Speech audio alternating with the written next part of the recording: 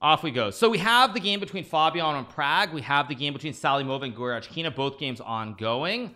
And here we go. These are just Thiemann for the 3, Slim G for the 35, Castaneда for the 10, Ezekiel for the 33, and Willie Styles for the 15 months. Appreciate it. So 2 games going. We have Rapid Chess, 25 minutes plus 10-second increment with the game between Fabiano and Prague and non-time, with the game between Salimova and Goryachkina. Those are the 2 games that we have going on. Do I know anything about the Bulgarian girl Salimova? I've heard of Salimova. I have played her in Title Tuesday. She is a player who's been rising over the last couple of years. Still pretty young. I think she's 20 years old. So great potential. She should have won yesterday. Her nerves got the better of her. Her nerves got the better of her, and she wasn't able to win the second game against Goryachkina, but she came very close. Very close. Yeah. So anyway. So, all right.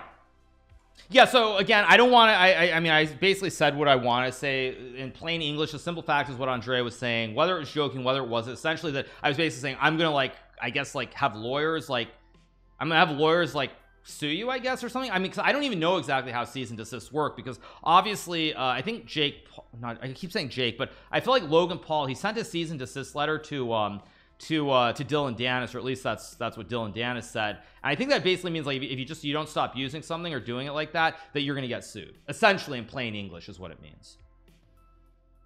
So all right, anyway, we have 2 games here. We have 8-4 playing the Salimova's game. This game fairly balanced so far. Let's go back to Fabiano's game. We have another Gucci piano, Fabiano with the white pieces. Pretty standard so far, nothing too crazy. All right, pretty normal, very slow, very quiet game. Yeah, LSF has a hate boner for you, like always. People spreading so many lies on there. Yeah, which is why I basically just showed the DM, because now it's irrefutable proof. Like, that's just irrefutable proof for all the haters out there who just automatically assume that I did that I hate women, and all this other garbage that's like so far off the rails it's not even funny. But yeah, I mean, I think Reddit and Twitter are 2 places that the intentions when they were formed were really, really good. What they've turned into is not good for society. Bottom line. Yeah. So, okay. Anyway, we have the classic Italian here. We get knight g3 played. Prague will probably play d5 or bishop e6. He goes d5 right away.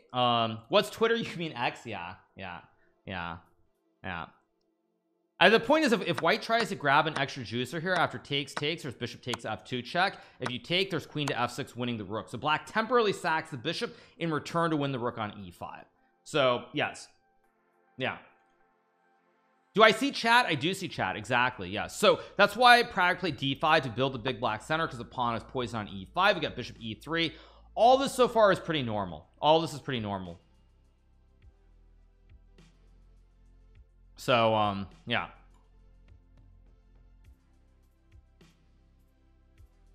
You're so good. Thank you. Appreciate it. Yeah. So, covering the game, obviously, let's see what Prague does. He can play bishop e3, rook e8. Makes sense to guard the pawn. One of those 2 moves should be played. Do I want to live in Fabiano's hair? Fabiano, I feel like his hair is not as thick as it used to be. He used to have, I feel like, the fool on afro. XUC does get a lot of hate, but XUC also gets a lot of love on LSF too from the juicers. So anyway, yeah. Would I be so? Didn't he have he used to have like it was much fluffier like 3-4 years ago, I feel like. But yeah, I mean, that's not to say his hair isn't still great, but I feel like he had more of an afro a couple of years ago. So anyway, we have bishop e3, so Prague will play either rook e8 or bishop e3. Now, to give you guys the predictions, I think in this match, I would say the odds are roughly, it's roughly 60-40 in favor of Fabiano. But if Fabiano doesn't get off to a good start here in game 1 with the white pieces, I think there's a good chance that Prague will win the match. Not so much because he'll lose the game, but the texture of the match, the flow. If you're struggling with white, you get nothing in game 1, and then even if you draw him around in game 2, you have the black pieces, you're feeling a little bit of pressure. You're not feeling super in flow. So anyway, that's what we have so far.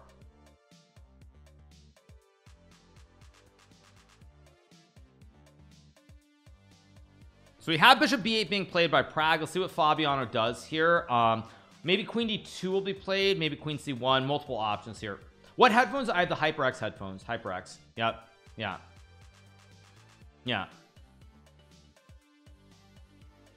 Computer already doesn't like Fabiano's position. He's already down 5 minutes on the clock. This is not a good start for Fabiano.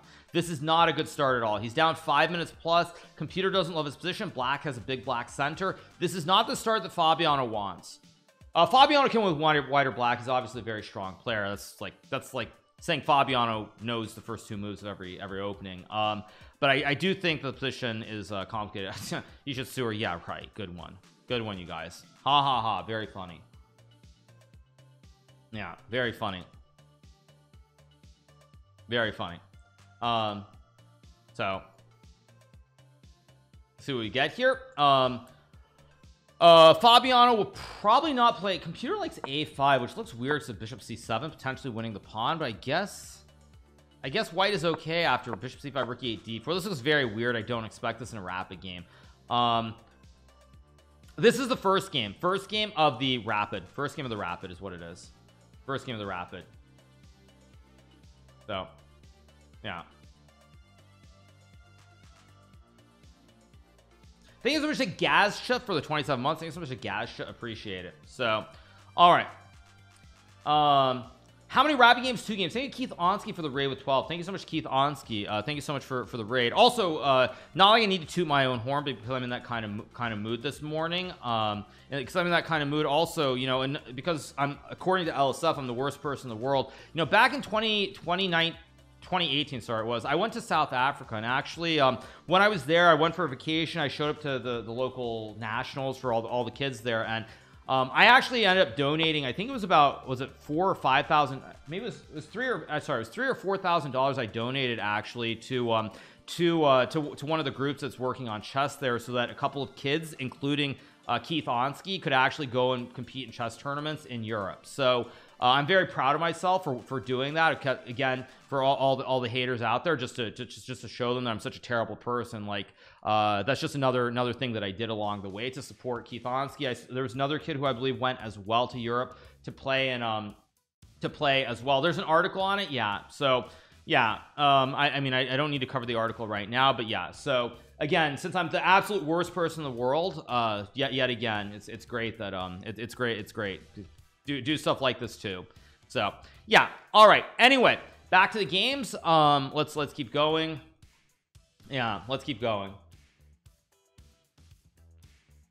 Let's see what Prague does after bishop c2. I assume he'll play either bishop d6 or rook e8. I would guess rook e8 makes more sense to overprotect the center here. So yeah, you don't need to justify yourselves. Yeah, but I feel like just proving a point today. Yeah.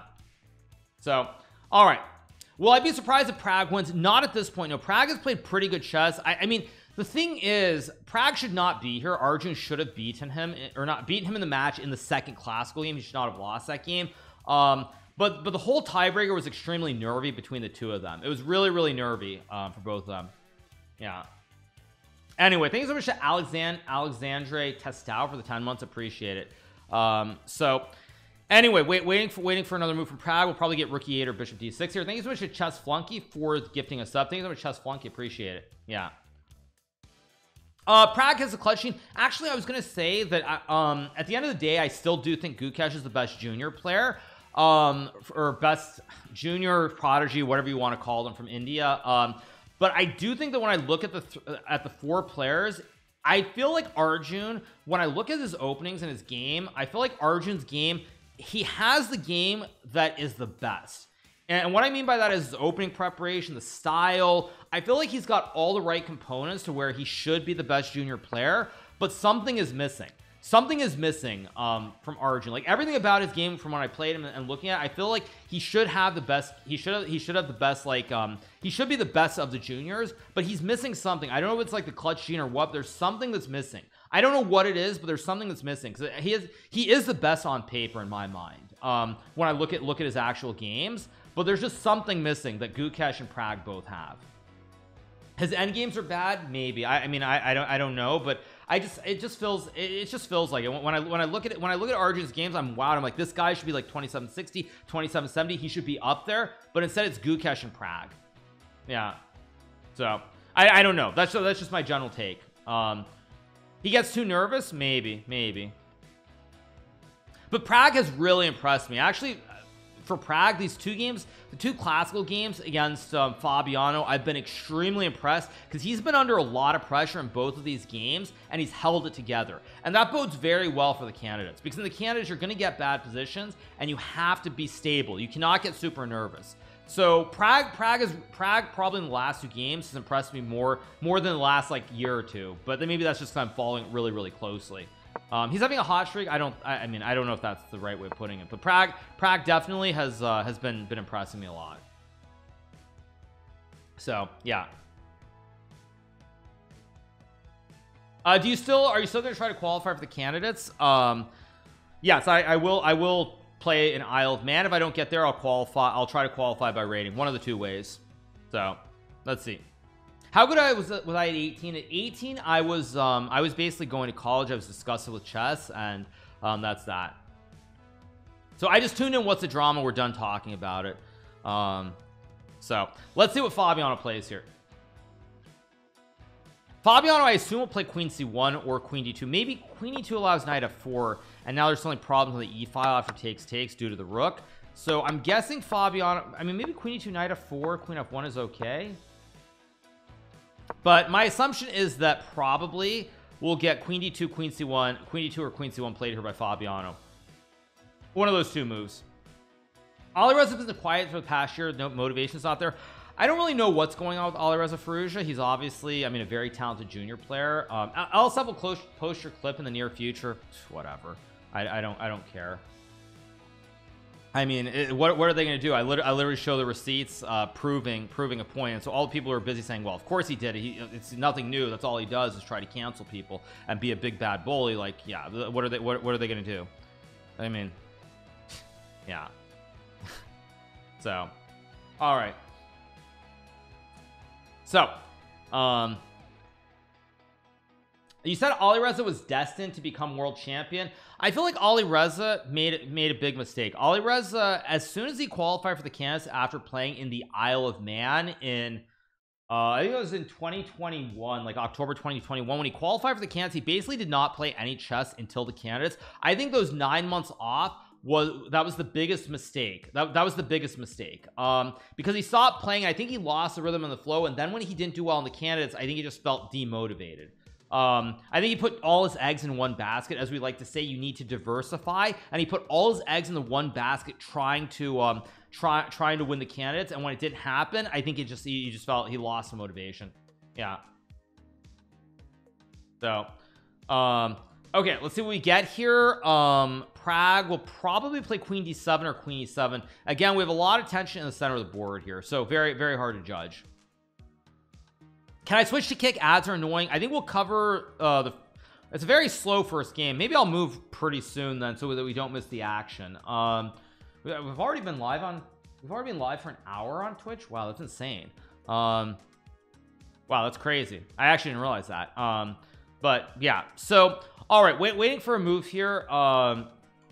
Looking to see what we get. Queen e7 or queen e7. I think I'll stay here for like another like 5 minutes. Say T-Con for the 14-month. I'll stay here for a little bit longer, and then we will go over to kick. If you guys do not want to come over to kick, if you've been brainwashed into thinking that, you know, it's like it's all about Gamba, and like we're doing Gamba and we're not doing chess and this and that and the other thing, we're doing exactly what we do here on Twitch. We are of course playing chess, covering games, doing all that good stuff. So I'll probably go fairly soon. Thank you so much to Grandmaster Gowie for the raid with 395, and most important for you guys, the fans, you don't get hit with the unskippable ads. That's the actual thing that is important. Gamba today, yes, Gamba. I don't even know how I'm supposed to do that.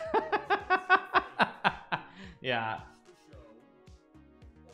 Anyway, yeah, yeah. What about the women's game? Sorry, there's a women's game going on. Not many more moves. Now, this is going to be a very tough situation because Salimova has a good position here. She's definitely nervous. Yesterday, she should have won the match and won the Women's World Cup against Alexandra Gorechkin. I think that's her name. Should have won the match, but she came up a little bit short. The game ended in a draw, but she has a chance to win again, and she has a good position. D's knights really good. You've got knight a5 and rook c1. D's knights really good, putting pressure on the pawn on c6. Yeah.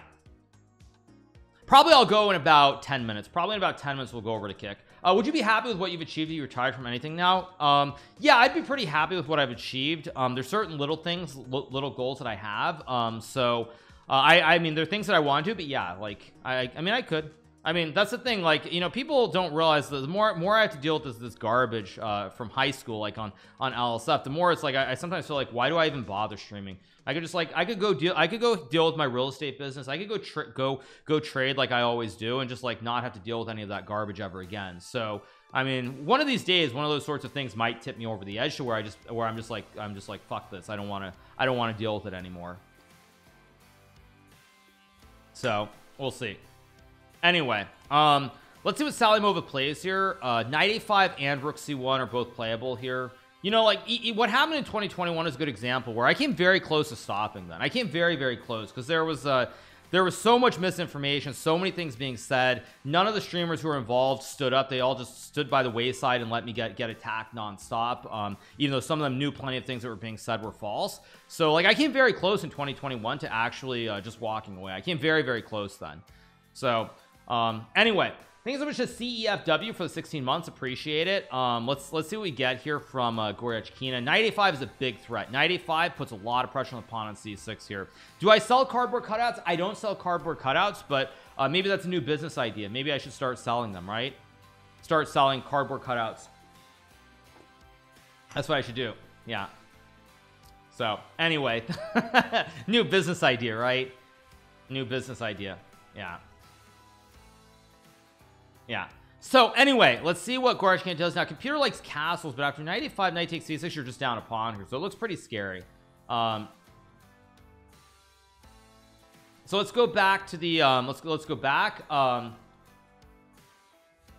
Let's go back. Let's see what we get here from Fabiano. It's his turn, or no, sorry, it's Prague's turn. Prague will probably go queen e7 now because knight f5 allows queen f8. Queen d7 also move 2 to maybe go double stacking and also maybe sacking on h3. But this is a game that's all about the tension in the center of the board.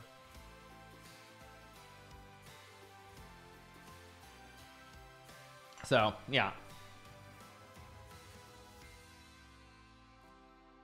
thank you there's a Raptus Kegel for the 19 months. Thank you Raptus Kegel, appreciate it. Thank you for the 19 month resub. Drawish position, but it'll spicy. Yeah, I mean these games are gonna start heating up pretty soon. Yeah, I think I'm gonna go in 7 minutes. So I'm gonna go at 7:30 because it's before the game gets too hot and spicy. Because otherwise I'm gonna have to stay for the whole game. This game's gonna go for quite a while. I mean, both players have like 20 minutes. It's gonna be like an hour. And also for everybody who's wondering, at 9 o'clock Eastern, we have the Speed Chess Championship qualifier. I believe it's a 13-round Swiss tournament, exact same format as Title Tuesday. I believe, if I'm not mistaken. So I'm going to be playing in the Speed Chess Championship qualifier. So I'm not sure we're going to be able to cover the entire tie breaks because we have that coming up in an hour and a half. But it's going to be a fun day. So that's what we're doing. Speedrun later, maybe, not sure. You get no extra time at move 40, but that's a good one. Prague plays queen c8, which is, why did he go queen c8? That's a strange move from Prague. I don't understand queen c8 at all. The only reason I can see queen c8 making sense here is that at some point he wants to have the queen here so he can maybe go c5. That's the only justification I can think of queen c8, but I don't really get it because if you go queen d7, let's just assume king h8. First of all, you can go rook d8, stack, and put pressure on the d file. But secondarily, even if you don't want to go rook d8, you can still play the same sort of line with rook c8 and then c5 later on with the rook. Queen looks better on but maybe here there's bishop a4. Maybe that's why he did it. But still, it feels very deep and mysterious to me. I don't understand queen c8. Unless maybe Prague is another idea. Maybe Prague is a different idea. Maybe he wants to go like rook here and then at some point play like this and maybe try to use these 3 files. Like he wants to do something like this and maybe like this and just try to use the 3 files.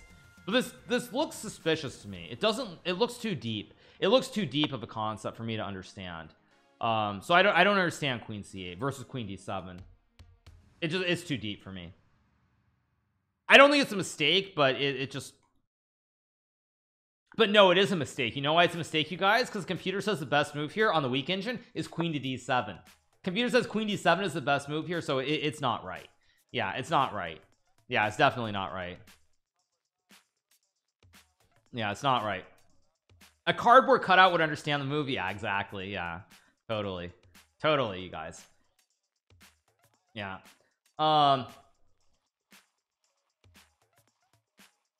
Thanks for the T-Holov for the 6 months. Thanks for the T-Holov. Appreciate it. Thank you for the 6-month resub. Thank you. Yeah. So, okay. Yeah, I saw Queen D7 is the best move for sure. Exactly. Yeah. Yeah. Thoughts on Nvidia earnings? I don't have strong thoughts. I haven't been following Nvidia specifically very closely. Like, I'm actually mad at myself because when it was 470, I was seriously considering doing a short on it. I didn't. It's 432 or 433, but it's up 2.5% this morning. So it's 443. I would say this. I think if Nvidia has bad earnings, I think the bubble's going to pop. The AI bubble already popped when Palantir's earnings weren't good enough. If Nvidia doesn't have out of this world earnings and they actually don't have good earnings, I think that you're going to see a big pop in tech and we're going to go down like 5% immediately.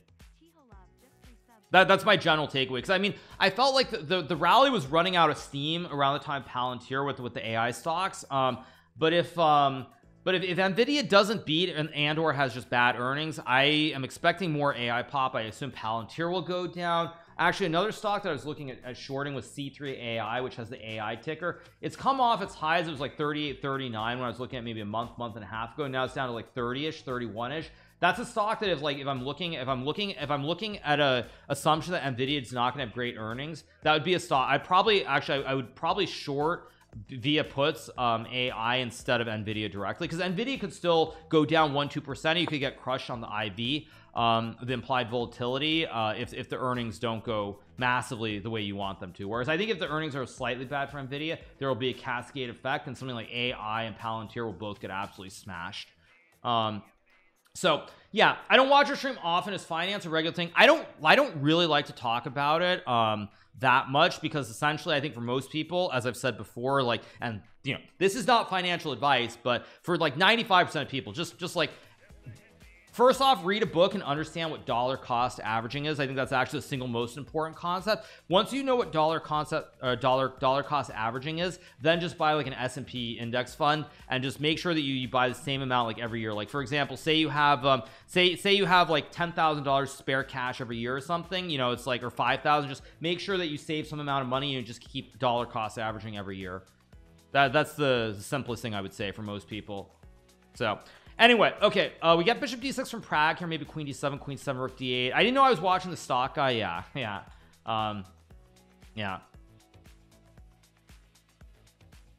Like, a good example of dollar cost averaging is like, I'm very lucky because when I first had some money to put away in retirement accounts, it was like 2012 or 2011.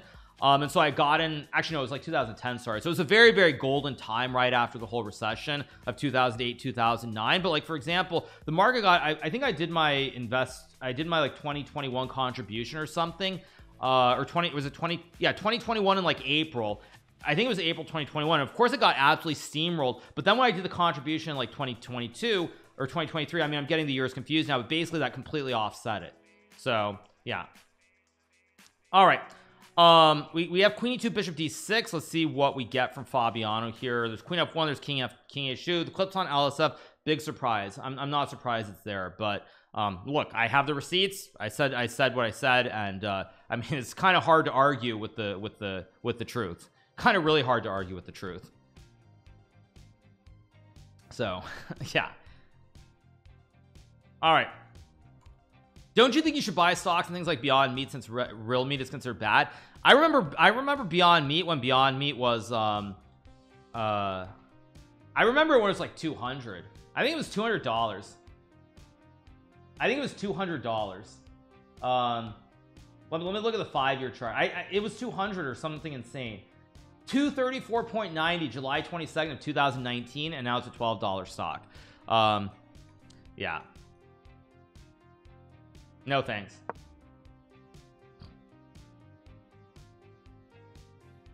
Okay, we got C4 from Fabiano. Now it is 7:30, you guys, so I think I'm gonna move on to Kick. I think I'm gonna go over to Kick, and we're gonna just keep covering the games.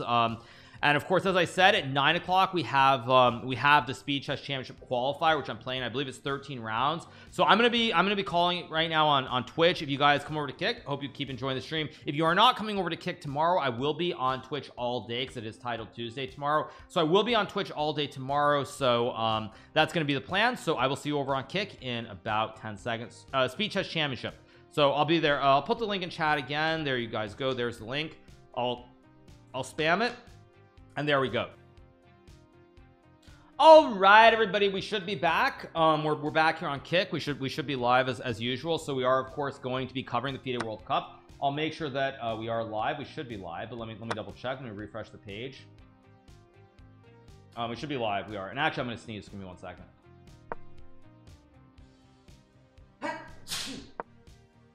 Okay. Yeah, so we are back. So okay, so Prague's queen c8 move is sort of justified here because now he does go c5, so the queen holds the pawn and the diagonal is alive here. That's that.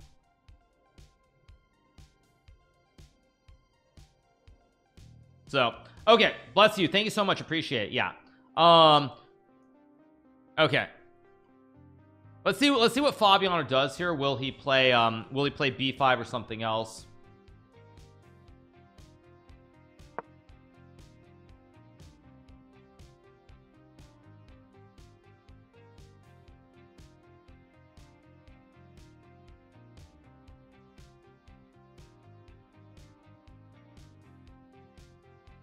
So anyway, okay, Fabiano has played b5. If pawn takes, white potentially gets a pass pawn on the queen side, so it could be a little bit tricky here.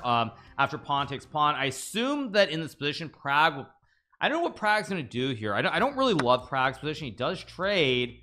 Is he gonna go c4, bishop c3, knight d7 maybe? This is starting to look a little bit iffy here. I don't love it. Salimova is winning. Okay, let's go back to Salimova's game. We get c5, knight a5, queen a6, takes, played. Apparently b4 is winning here for white. Will she oh, b4, because if you take, you get checkmated. There's queen d7, king f8, checkmate, and uno. So yeah, so b4 could be a big problem, and I think the point is that basically these knights are all very jumpy on the board here. The knights are very, very jumpy here. So we'll see what we get. Yeah.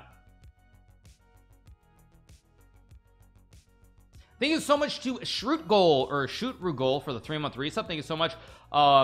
These bishops are good, maybe, but Salimova has played b4, and Gorechkina is in some serious trouble here. Serious trouble. So we'll keep an eye on that one. Actually, that game is probably more intense than this Fabiano game, because this game is still fairly balanced. It's fairly calm. This game is pretty chaotic. Something could happen very, very soon. You are a funny guy, Hikaru. Thank you so much. Appreciate you guys. Thank you. So yeah, so we're covering this, of course, at 9 o'clock Eastern. We have the Speed Chess Championship qualifier, which I will be competing in as well. So that's what we're doing. Yeah, that's what we're doing.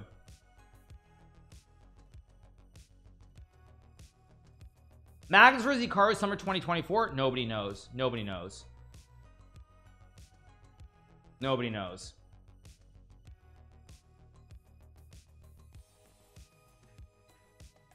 Yeah.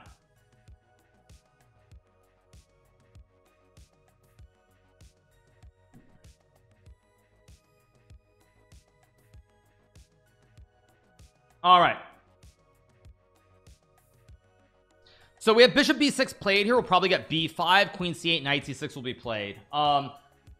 It took a while to find Unaka. Kick is hard. Yeah, kick has some issues, but you know, they're trying to improve.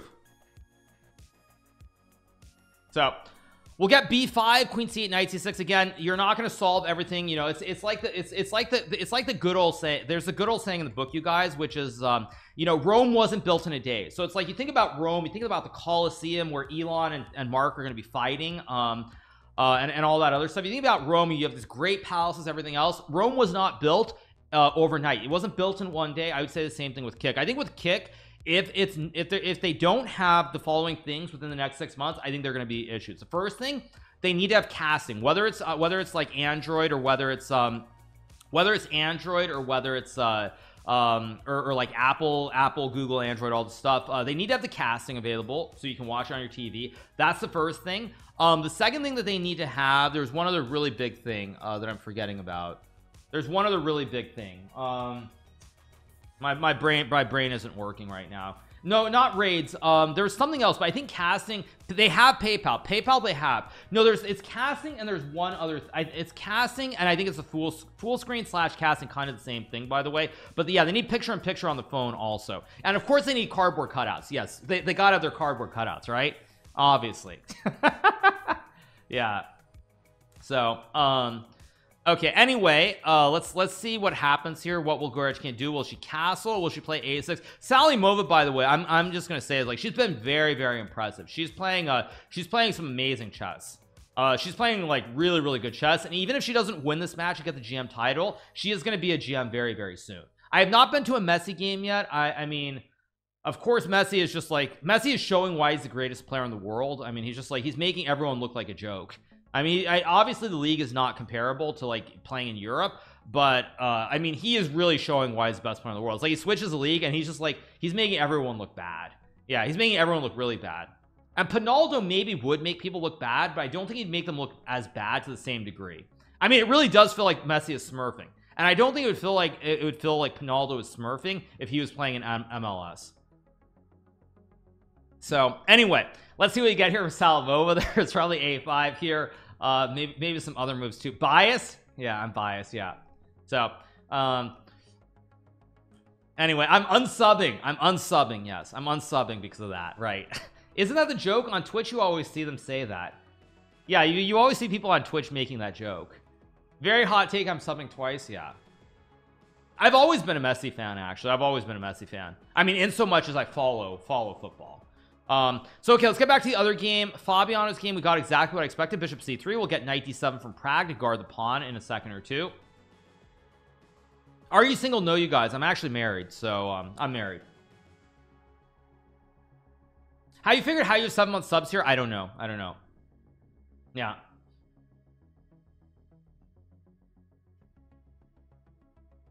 So probably knight d7 will be played here to guard the pawn on e5. That's that. Wait, what? Yeah, of course, you guys. Shocking, isn't it, that like I don't want to like share my entire life. Like, I actually like having some privacy in my life. Shocking, I know.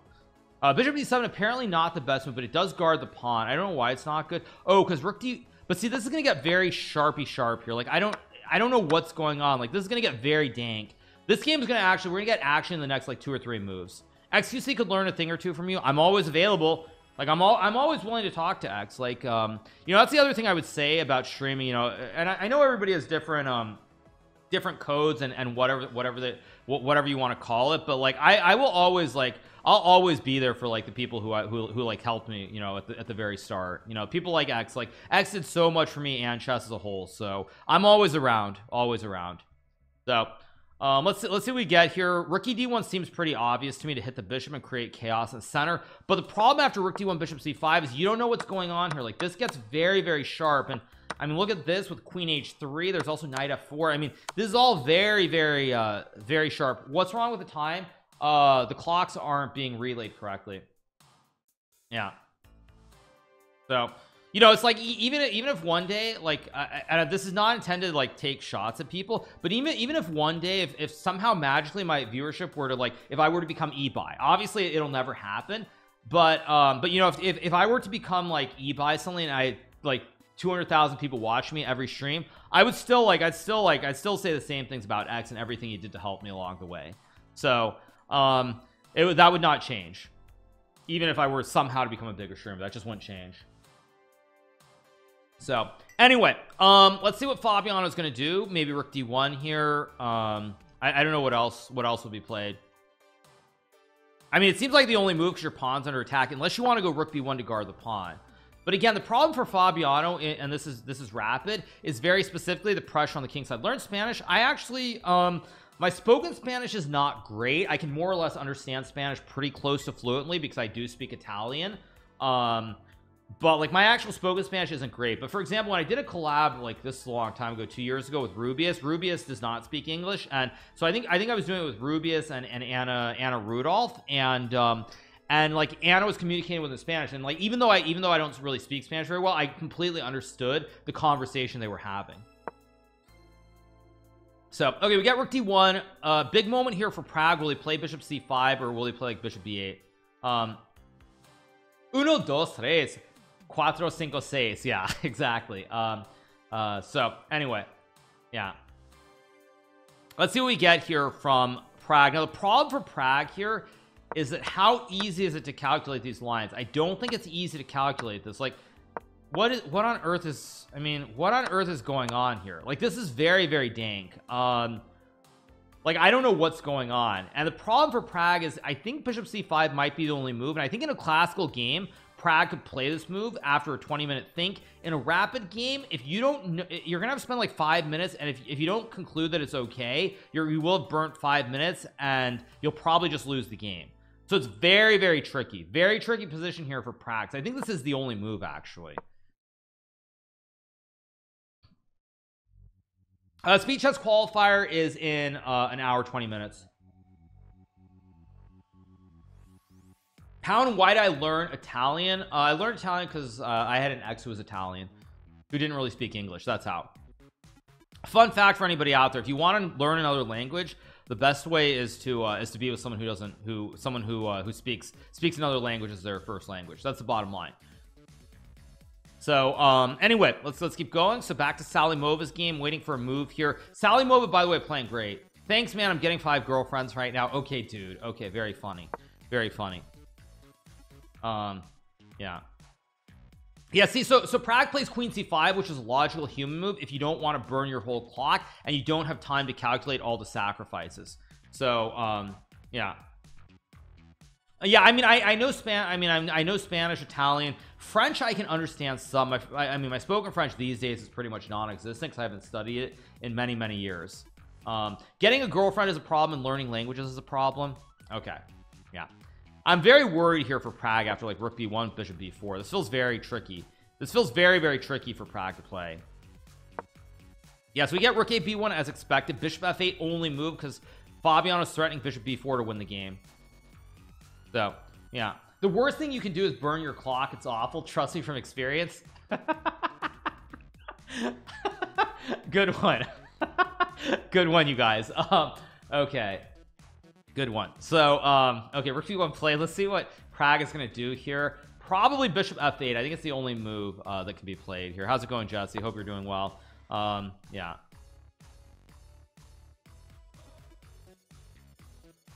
Yeah, that's the other thing also, like, since we're on the topic of things like common misconceptions about chess, I will actually give you guys another common misconception, which is like a lot of people assume that chess players, all they do is play chess. They don't have girlfriends or wives or these things, which is also very far from the truth when you look at the top players. For example, Nepo, I don't know if Nepo's actually married, but he's had the same girlfriend for well over I feel like it's been like 4 or 5 years now. Artemiev is married. Fedoseev, I don't know if he's married, but I think he is. So many people actually are like married or have girlfriends within the top chess circles. Like Anisha's married, obviously. Levon is married. Andreikin is married. Yeah, started dating app for chess players. Yeah, good one. Very funny, you guys. So anyway, can I go back to the women's game? Sure. I mean, obviously we're rooting for Salimova without doubt. She's playing great chess. Like she is just on absolute fire. She's on cruise control again. After knight takes e3, knight takes either bishop g6, you have rook c1 to hit the bishop, and then spaghetti, you fork the king and the queen, and it's game over. Good night. So Salimova is playing some great chess. Yeah, Salimova is on a roll. Yeah, I'm really liking what she's doing. So yeah, why are we rooting for Salimova? Well, first of all, she's the big underdog. That's the first obvious reason. She's a big underdog, so you always want to root for the underdog. But then secondly, I mean, let's her opponent's from a certain country that we shall not name as well. So that's why, at least me personally, yeah. So anyway, so let's go back to Fabi's game. We got b6 here after bishop f8. Now apparently Prague is supposed to sack the rook with rook takes a5, and he's back in business. He can sack the rook, and then he can sack his queen as well. So this is kind of advanced. Let's see if Prague will sack the rook here. Salimova, I think she speaks Russian. She's from Bulgaria. I believe Bulgaria, they speak Russian as the first language, but I could be wrong on that. Let's see if we get Rook takes A5 here from Prague.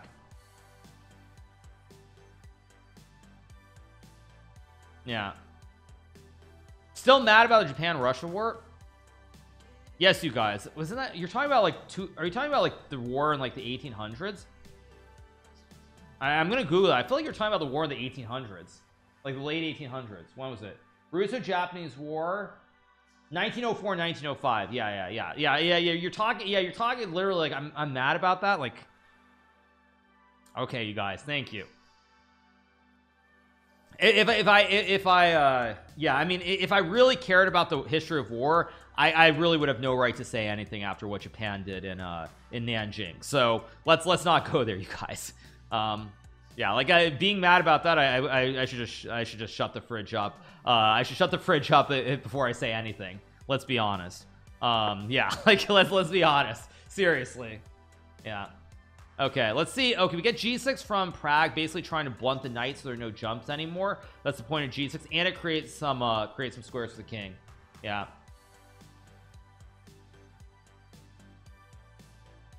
So, all right. Time to watch the history of Japan on stream. Wait, what? Wait a second. History of Japan. I might watch that later. Is that good or bad? You're talking about the 9-minute video by Bill Wirtz. Is that the video? Is that the video you're talking about? I feel like I've heard about this guy. Does this guy do like history of countries or things? Yeah, he did like history of the entire world, which I think I actually watched. I'll watch that later. Not now. Later I'll watch it. Yeah, I'll watch it later. But today we have a big day for those of you guys who are wondering, because obviously we're covering the World Cup, but then we're playing in the Speed Chess Championship qualifier. So I'm trying to qualify for the Speed Chess Championship. I think it's a 13-round event. It's blitz, very similar to Title Tuesday. New content. Okay. Yeah, I'd like to watch more YouTube videos and do React a bit more. Because MasterChef is great and all, but it does get a little bit tiring at times. So okay, we have Queen E1 from Fabi to guard the pawn on A5. He's got the wooden shield as well, so I feel like Fabi's doing pretty well here. It's a qualifier. I believe it's blitz. I think it's blitz. It's 13 rounds. So yeah, we're gonna be playing the qualifier. It starts in a little over 1 hour, 1 hour and 12 minutes from now. I have played Jackbox on stream before. I have. Yeah.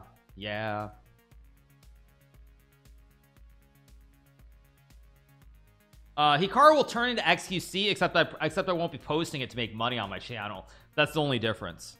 I'll watch it because I enjoy it. It's not to try and like put it up, slap it up on my YouTube channel. So anyway, all right, Prague deep in the tank. H5 is the only move here. I mean, the problem for Prague is, what does he move? He blunders the bishop G7, which apparently loses the game for some reason, because of knight E2, which again, not very realistic.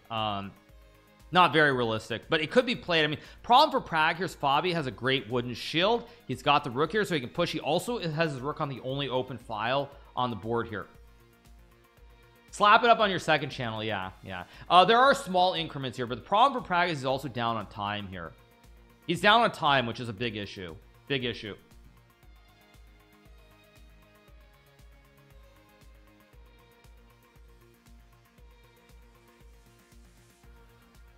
What's a wooden shield? A wooden shield is it's a wooden shield with an X from one of those games. Which game is it from? Because XQC came with a phrase, but he's right. A wooden shield is it's from one of those games that X played. It's funny that when I Google wooden shield, I literally see videos saying how to make, and I see like a YouTube video saying making a wooden shield. That's very funny.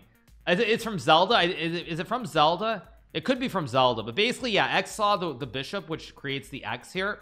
He saw the X, and then in Zelda, I think there's like a wooden shield which has like a gray X or it's a blue X on the shield itself. So that's why it's called a wooden shield. Anyway, let's keep going. Wait for a move from Fabiano here. But the question is, knight e2 is good, but it doesn't seem like the only move. I feel like queen e3 is another move that could be very interesting to put pressure on the pawn on e5. Today is my first time watching you live. Awesome. Hope you're doing very, very well.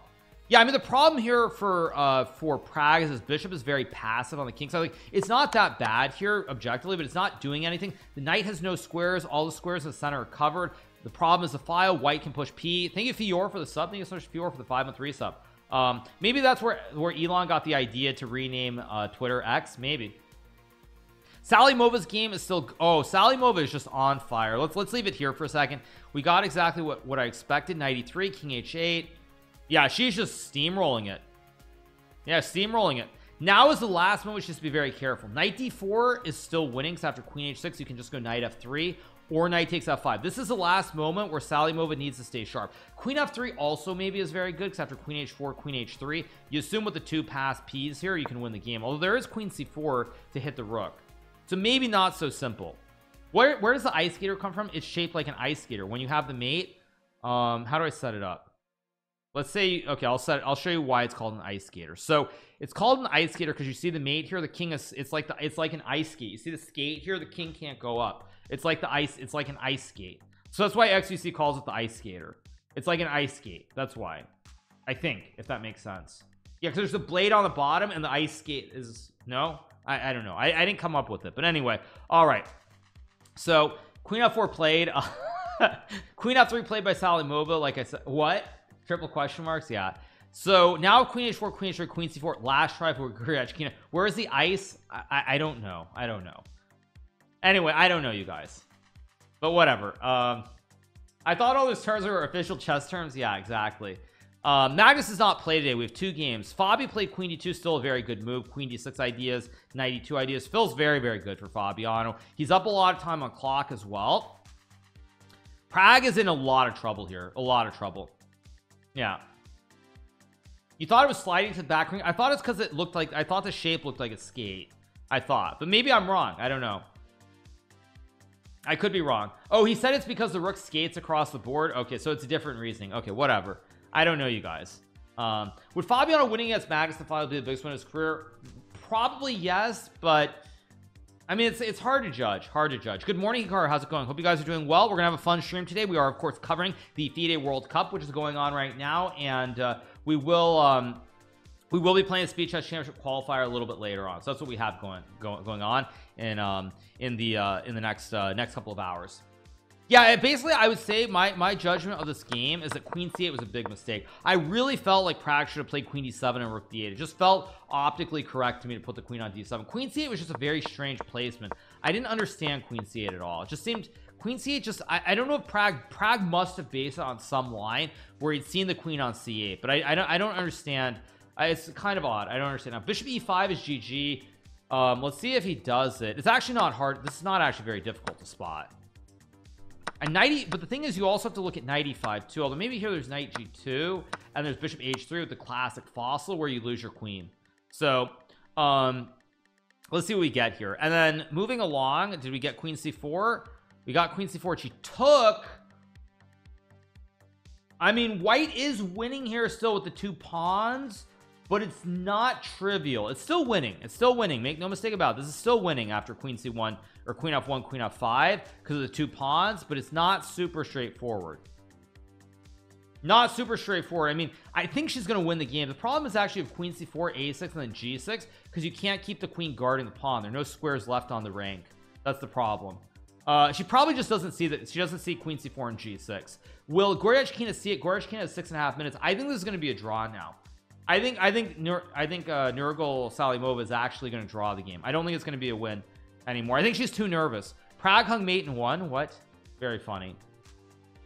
Yeah, and it's played. No, I mean, I think there's just too many nerves. I think too many nerves for Nurgal here. I really don't. I mean, it's such a shame that knight d4 was not hard to spot. Like, this was not hard to spot with king g1.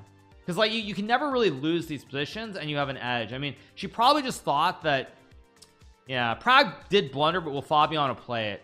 No, Fabiano plays queen d6. Takes knight h5 with knight e2 is tricky. Wait, now this is tricky. No, now this is a little bit tricky suddenly. I don't like queen d6 from Fabiano because Prag has to trade, no other moves, and knight h5 is a very obvious move because it guards the pawn, and it also threatens this knight e2 knight c3 idea. Prag is going to trade and play knight h5. I'd be shocked if he doesn't. Why is everyone blundering? Because they're not 3,500 computers. That's why.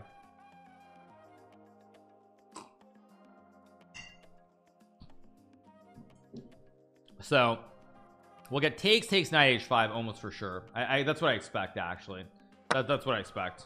Yeah, we get it as expected. Too easy of a move for Prag to find. Now it's not trivial for Fabiano to win anymore. It's not trivial. Yeah, it's not trivial. Fabi is up 5 minutes, which is important. That's very, very important to note. Yeah, very important.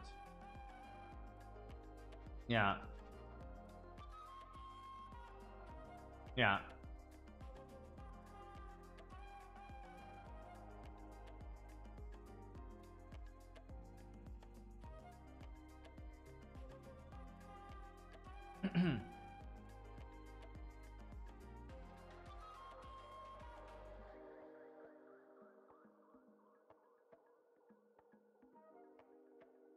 So okay, if knight takes h5, we have knight e2 and knight takes c3, and black is fine. If king f1, which is the move I expect, there's suddenly bishop takes h3, and out of nowhere suddenly white is losing. No, this is very Fabi's messed this up. If Fabi does not keep a time advantage here, if the time gets even, I think Prag is going to win this game. You heard it here first. If Fabi can't find a plan, he's gonna lose the game. Salimova's game, oh, queen f4. Uh-oh, it's the classic right triangle and it's a draw. Uh-oh.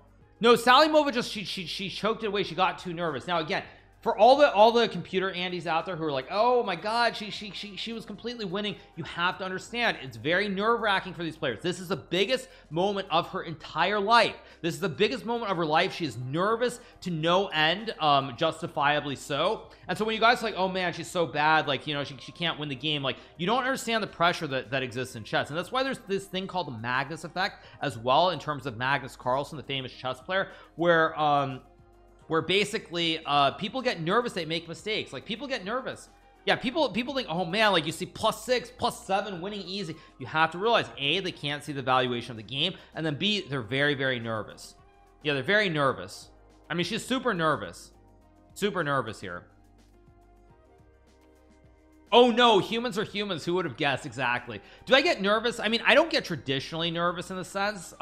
Whereas like right here, I can tell you that Salimova, she's super nervous, like in the traditional sense. She's just like, she's probably so nervous because this is the biggest moment of her life.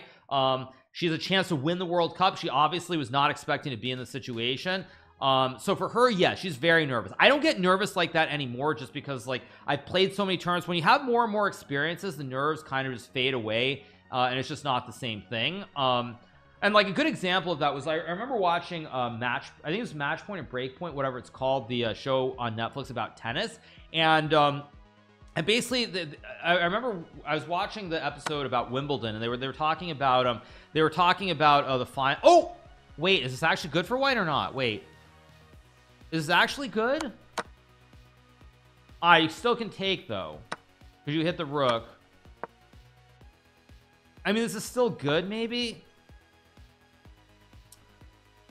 It's good, but it's tricky. But what I was gonna say is that in that episode they were talking to Nick Kyrgios after the final, and he was basically saying that like he basically Djokovic, because he's been in the situation so many times, even when he was down a set, he didn't get nervous. And that's kind of the biggest thing, is like when you when you've been in situations so many times, you just don't get nervous like that anymore. And that was the thing. It was like Kyrgios was saying, when he won the first set, he was starting to get really hyped up, but Djokovic was like completely calm, like super calm. And that's kind of the point. That's the example, is that like when you've been in the situation so many times, you just don't get nervous in the same kind of way. That's not to say you don't get nervous, but the experience really helps a lot down the road. Yeah, Djokovic should have lost to Alcaraz, but he won. I didn't watch the match, I just saw the headlines on it. Prag has to play bishop b5, which he does play. Prag, by the way, this is what I was saying before, like Prag's nerves like have been phenomenal in this match. Like even here, like there have been 3 or 4 moments here where he could have folded like a cheap suit, and he has found some really good moves to keep the game alive. He's still worse, but he's finding moves to keep the game alive, and I think this bodes extremely well for his chances in the candidates. Extremely well. And this is still not very clear. After king e1 bishop a6 takes knight b5, suddenly the knight's getting in. I mean, it is not. Oh, there's knight e3 actually, which wins. So maybe you can't go knight b5 right away, but there might be f6 and then knight b5 or rook e8 also. Still a long way to go in this game. Still a long way to go. It's not over yet. Not over. And Fabi's now down on the clock. Prague is in the candidates because Magnus Carlsen is not playing. If Fabi gets too low on clock, this could go the other way very quickly. Fabi could blunder and lose this game. Plays king e1, which is not the best move. He's trying to go rook a3. Apparently f5 is okay here. I expect bishop a6. I'd be very surprised if we don't get bishop a6 actually, but apparently f5 is okay here. Just takes e4, or wait, not e4, or no, is the computer just smoking something? It's saying f5 takes knight h4, g5, knight g6, and rook e8. I think this is a little bit too dank. If Prague finds this, I'd be very surprised. Yeah, f5, I'd be very surprised if he finds that. It's a this is very deep. That basically the horse is dead on g6. No jumps. Horse is completely stuck. Horse can't go anywhere. And then black's horse and bishop are in the game. And black is actually probably better here. I think actually, if I had the black piece in this position, I'd win this game in a blitz game. And I think Prague would win if he gets here, but I don't think it's going to happen. Let's see. No, he doesn't. He plays bishop a6, which is the obvious move. I mean, not surprising. Goes rook e8. I think knight d7 could be strong here. Knight d7, or no, it's not strong because there's rook d4 with the classic kebab. So no, it doesn't work. So knight f3, knight e4. Tricky. Thank you so much to Ochisaba for the 5 months. Apparently computer wants f4, g5, g3, takes f6, and king d2 takes, and white's still better apparently, like rook f1, rook e5. If you were to ask me right now, my general prediction is that this game is going to be a draw. My general prediction here is after knight, this is going to be a draw. Yeah, rook b5 next one, bishop f3, rook b5, rook b3. This is what I'm saying, like Prague's technique, Prague's nerves have been phenomenal. His nerves have really held up. Like, as I said yesterday, when I played Prague, it seemed like he was bouncing. I thought he would get too nervous in critical situations, not just against me, but like even in situations like this match. But his nerves have been really good. Really good. Yeah. And I would say that right now, I think that if Prague plays rook b5, which I assume he'll play instantly, just to activate the rook, I mean, I like Prague's chances actually in the candidates as much as you can like anybody's chances, just because these are the exact situations you're going to be facing in the candidates where you're under a lot of pressure. You're under a lot of pressure here. Yeah. Now I think you just go king f6 because there's a classic fossil, and after bishop e2, check here. If takes your rook b4, and then rook a4, easy draw here, easy draw. So I'm liking it. I'm liking it. He goes rook b3. Is that actually right? Not so sure that's right now that I'm looking at it. I mean, it's a technical blunder, but is it really a blunder? I'm not sure if it's really a blunder though, because I'm trying to figure out the king can't really get in here. You can check, but there's still rook b5. Like the king doesn't get in, so I'm not so sure actually. King f6 should be played by Prague. If he doesn't play king f6, I'd be shocked actually. You got to bring the king close. I mean, you can go rook d3 and c3, but I think this loses. I expect king f6 and then king e7 or king f8, one of these two, but he does play it.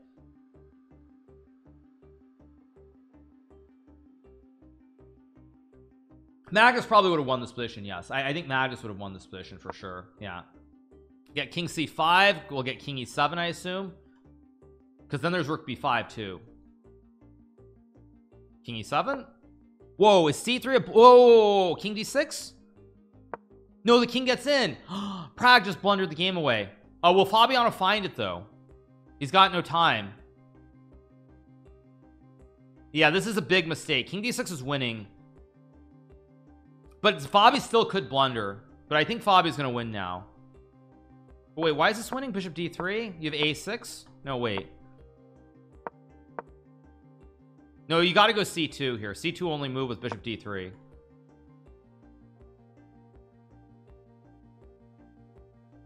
Rook c1 only move to win. Bishop d3 will be played for sure, or rook c3 maybe.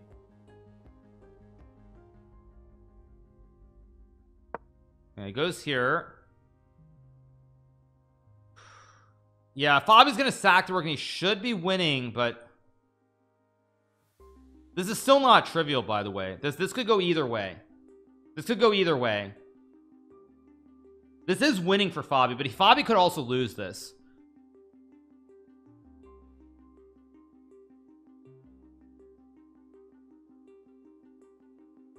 This is the first game. Yeah, rook b won't be played, obviously. Rook b1 takes.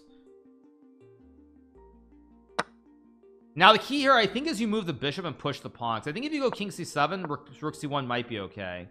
Although a6 is winning. Wow. Is king c7 the only move that's winning? I don't think it is. Yeah, bishop f3 and b7 is too simple. Yeah, Fabi's gonna win. Big win for Fabi. Big win. Yeah. Yeah, it's too easy because you just go here. A lot of it is about the flow of the moves, like whether the moves are easy or whether the moves are difficult. That's the bottom line. Is whether the moves are easy. If you have 3-4 quick moves that you can play, then the flow changes and the moves are too easy here. Yeah, b7 and then bishop a6, king c7, and then queen, and you win the game. Yeah, unless can black run the king down somehow. Yeah, it takes king e.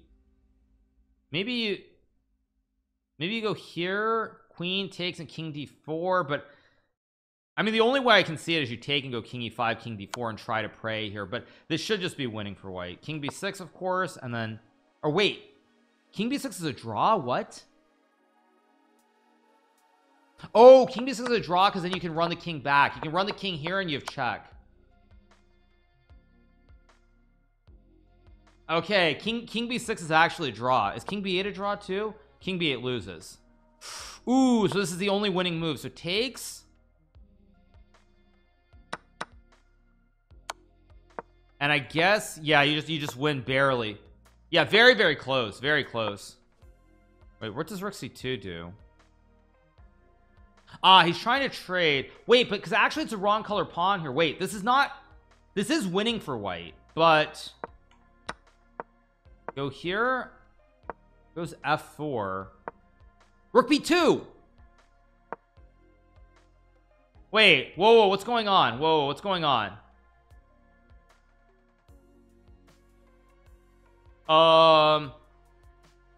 It's gonna be a draw, or Fabi's gonna lose. I think it's gonna be a draw. Oh man, here we go with the the computer Andes. By the way, gonna be like, man, Fabiano is so bad, completely winning. What is wrong with him? But f4 is horrible because now the king gets the pawn and it's close. Like in the other line here, if you go a6, just to show you guys this position, takes. Like I don't know if, actually wait. Oh, bishop d5. Oh, bishop d5 wins because after basically here queen takes, you can't move the king close because you hang the juicer. But this is the only winning line, you guys. Only winning line. So what happened? Rook a2. Yeah, now the king gets active. It's going to be a draw. No, f4 makes it easier because you let black walk the king up. The king gets super close here, so it's not even close to a win anymore. It's not even remotely close. Takes, like even this, like king is down here before you even get the queen. The king is already eating your pawns before you're able to win the rook. Yeah, like he gifted. Like this is an easy draw. Probably the easiest way is g5 here, and then g4. Or actually not g4. Sorry. Probably this is a draw, but wait a second. Probably rook a6 only move, and then king g3. No, I mean this is actually very easy. You just go here, and then you go like this, and it's a draw. Yeah, pretty easy. Although, is it easy? Wait, f5, king c5, g5, king d3, g4. No, this is actually very easy. Yeah, it's an easy draw. No, this isn't even close. Yeah, easy draw. Yeah, I mean Fabi was winning, but only because of one idea. Like the only reason Fabi was winning here was because after takes a7, here you have this unbelievable bishop d5 move, and then the king can't come closer. That's the problem. The bishop, the wooden shield stops the king from ever coming closer, and so you have to waste time, and the white king is already here before your king's even active. So there's going to be game number 2. Yeah, probably g4 here. Yeah, g4 obviously. SEC qualifiers at 9 o'clock, so we will watch the we'll watch that one. So both games are draws, right? Salimova's game was a draw. Fabi's game will be a draw too after h5 h4 h3. Like I said, Prague's nerves have been holding up really well, and it's a very good sign for the candidates. Very good sign. Yeah, Magnus would have won it, of course. Magnus would have won, but that's because he's Magnus Carlsen, greatest chess player in the world. So yeah, poor Fabi, he plays a great game, he gets a winning position, and it ends in a draw. So yeah, it's a very good sign, though. It portends very well towards Prague's chance in the candidates. Absolutely, 100%. So we have 2 draws, so I'm gonna take a short break. I might go heat up some more water, and I think we'll go from there. Actually, I'm out of coffee. I don't necessarily need coffee right now. But yeah, pretty amazing stuff. I think the next game is starting in 15 minutes, so I think I'm gonna take a short break, go use the restroom, maybe get a little bit of food. Fabi's gonna be pissed. I think Fabi will be pissed. What should Fabi be pissed about is the question. You know what I think Fabi should be pissed about is that actually was King C7 not winning here. To me, King C7 felt slightly easier, maybe. But yeah, basically we get to this position. All these moves make sense. Bishop C6 is correct. Yeah, F4 is a huge blunder. I mean, also Fabi, if Fabi is going to be mad about something, you know what Fabi should be mad about? It's that he didn't convert earlier, because like this position he was squishing Prague. Like he was really squishing Prague. Like I think if Fabi had played bishop takes e5, he would have won this game cleanly. I think that Fabi also should be upset that he didn't go knight e2 from a practical standpoint, because this position is very clear you have big edges. You've got great rooks here, great placement. This is a position where black doesn't have obvious moves. So Fabi should be mad about knight e2 and probably mad about mad that he I feel like knight e2 is the only thing he really should be mad about, honestly. Because like I said, this endgame is winning, but the only reason this endgame is winning here is literally bishop d5. I think let me double check here. So a6 takes, a7 here. This is a draw, right? Let me just make sure. Takes king e5. Yeah, this is wait, it's not a draw because if you have bishop e8, and again you tickle the pawns here, and if here, no, the pawns are no. Oh, actually, then this is actually just very easily winning, because again you can't bring the king closer because I tickle the pawns always, so you have to waste time with f5, and this should be winning, right? This looks winning to me. King d7, yeah, not king e6, sorry. Bishop c6 first, and g4 h4 is winning. It's winning, but it's tricky still. There still are nuances here. There's still nuances. He should be mad that he missed Christian's wedding. Wait, Christian Chirilla got married? Wait, are you guys serious? Cool. I mean, it's winning before f4, but basically what I was checking was this position. What I was checking here was I was trying to understand if bishop d5 is the only winning line, which it's not. So that's what I was trying to figure out. Yeah. So let's see.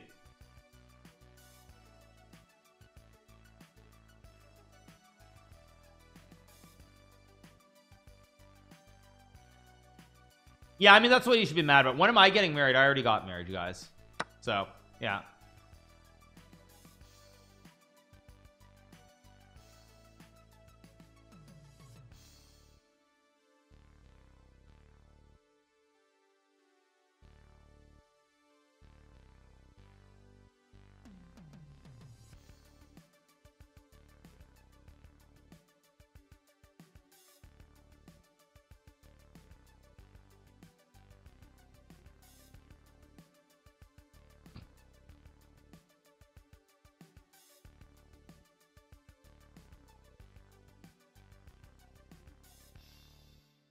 So anyway, you guys. Yeah, so we have 2 draws here, and we keep going. I should earn more from streaming or playing chess tournaments. I do better streaming. That's what I do. Yeah. I think it's a 15-minute break. Chat needs a wedding prequel. Let me find Gorilla. Maybe it's on Twitter. Well, let me see if I can find a link. Let me see. He didn't post it, did he? I don't see his post. Where is Christian's post?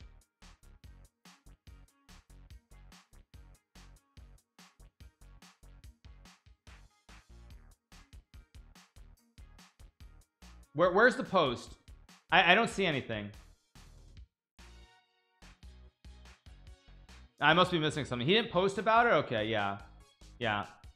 Anyway, all right, you guys, so we're gonna keep going. The game should be starting in about 10 minutes from now. So I am gonna go heat some water, go use the restroom, and I will be right back, you guys. I'm gonna heat some water and I will get get some more coffee. So give me a second.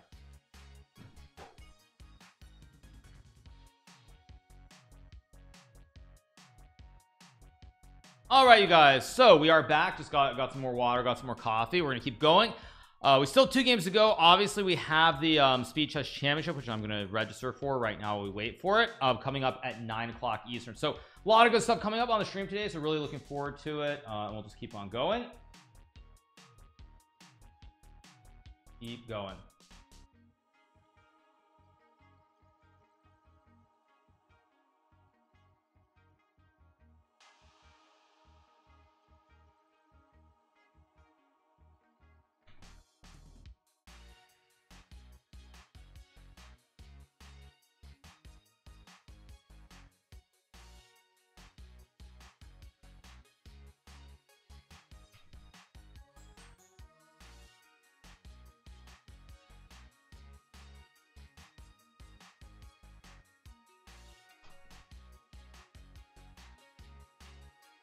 Okay, anyway, you guys,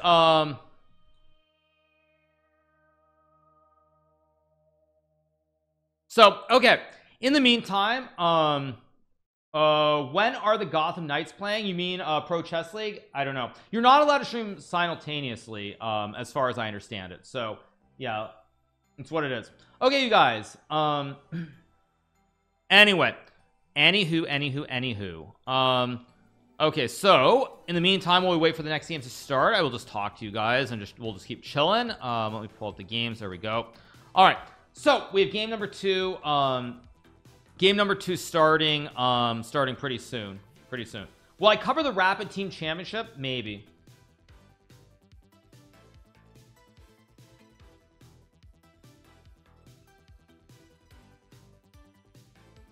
So let's keep going.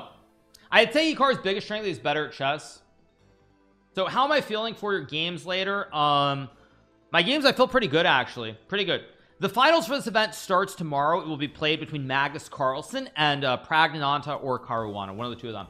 How would I rate Vidit's performance? Pretty good. Vidit kept his nerves together, lost a very tragic match to Abasov, but Abasov also played lights out. In that second classical game, Abasov was just playing like Magnus Carlsen. No cap. Like, he played that well in the second game. Vidit had no chance to save the game. I mean, when you get outplayed like that, you can't really be unhappy. I mean, you can, but like, when your opponent outplays you like that, that's how it goes. So, yeah. Game start. Okay, we get the London system from Pragnananta against Fabiano. Fabiano did face the London system in round number 1 against one of the Georgian players, so he should not be too surprised by the London system here. Yeah, first game was drawn.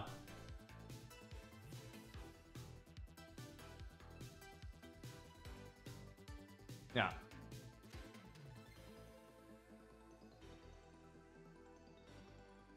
So, okay, Bishop F5 was played, by the way, by Fabiano. Fabiano trying to impersonate Anish Giri, Hikaru Nakamura, and Magnus Carlsen by playing this Bishop F5 system. This is a system that's considered to be one of the most solid systems. Magnus played this yesterday against Abasov. Anish Giri has played it. Hikaru has played it. So, a lot of top players have played Bishop F5.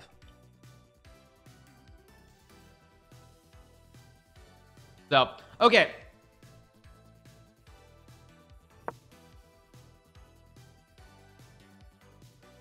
So we get E6 played here.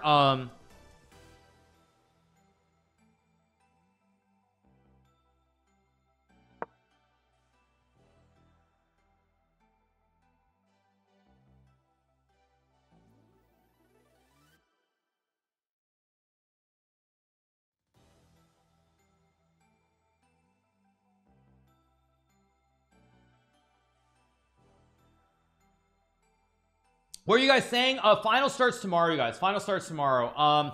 So we get C4, E6 being played, probably knight C3. Let's go back to women's game. Okay, we have the classic. Speaking of that Hikaru guy, Nurgle thinks she's Hikaru apparently, or Nepo, because the 2 guys who've played this Catalan system with B5 the most are, of course, Hikaru Nakamura and Jan Nepomniachtchi. So girl thinks, or sister what's you say bro thinks he's Hikaru, so you're supposed to say sister thinks she's Hikaru, right? That sounds really wrong, but I think that's the right saying, right? Because bro, the equivalent of bro would be sister, right? So that would be the equivalent. Yeah, sis thinks she's Hikaru, right? Exactly, you guys, exactly. Yeah, who is this guy Hikaru you're talking about? Never heard of him before. He is a prominent streamer guy. Prominent streamer is what he is. Yeah, get knight c3 here. So takes, this is all very standard, by the way. This is all very heavy theory. It's so tough living in 23, having to think so much before saying a word. I know, Optimus, tell me about it. Like, there are a lot of things that I said when I was when I was younger, and it's like you just say things as like you grow up in certain times. And now a lot of things that were okay are not okay. So like I think I can say this. I'm not gonna get canceled for saying this. I'm not gonna get canceled for saying this, but you know, like when I grew up in New York, this is a good example. I grew up in New York City, or I grew up outside the city, but I spent a lot of time in New York City and in the suburbs. And as many people know, in New York, there are a lot of people who are Jewish. Okay. So many people who are Jewish, many people I know who are Jewish. I'm friends with many people who are Jewish, and there's a saying that like don't be a something. And that used to be like when I grew up in New York, like that was like a common joke. Everybody would say it, it's all good, like nobody cares. And as I found out, apparently if you say something like that, it's apparently like racist now. You actually can't say that, like unless you're actually Jewish, you can't say it. And it's like it's crazy because like when I was growing up, like everyone said it's like it's all good. I mean, we know plenty of Jewish people. It's all in good fun. And now apparently that's like it's apparently like that's like racist. You say, if you say you're not actually Jewish, you're like it's like it's not okay. It isn't racist if you're from New York. Yeah, but it's like I mean growing up in New York, it's like everybody, like there are a lot of Jewish people. I mean, I know Jewish people. I got no problem with any of them. And it's like now you can't even say that. It's insane actually. Yeah. So all right, pretty standard so far. Favorite pizza. When I grew up in New York, I used to play a lot of tournament games in at the Marshall Chess Club, and there was this, I think it was it Ray's? I think it was Ray's Pizza, right? Let me double check. I think it was Ray's Pizza, if I'm not mistaken. Yeah, it was Ray's Pizza. There was like a Ray's Pizza nearby, near the Marshall Chess Club, but then like they ended up having to like shut down because the rent was too damn high. So the rent was too damn high, and I don't think it exists there anymore, which is very sad. So yeah, no, I would go to Ray's Pizza all the time. There was like Ray's Pizza. It was like maybe like you would walk to the end of the block, and then it was on that main road, and then like I mean I'd love that. It was great. So anyway, all right, game, we have London System C4 being played. We're gonna cover this until we start the SEC qualifier around 9 o'clock. Have I tried Papa John's? I've had Papa John's. Yeah. Did I add sugar? No, my sugar is just black, you guys. It's my classic instant coffee from Costco, so it's all good. Yeah, it's all good.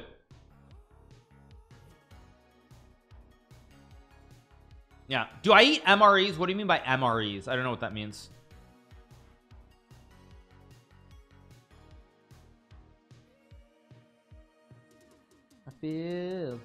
Anyway, big shout out to nearly 4,000 you guys are watching on this fine Monday morning. Hope you guys are doing really well. We are of course here covering the World Cup, which is being played in Baku, Azerbaijan. So we're just chilling and having a good time.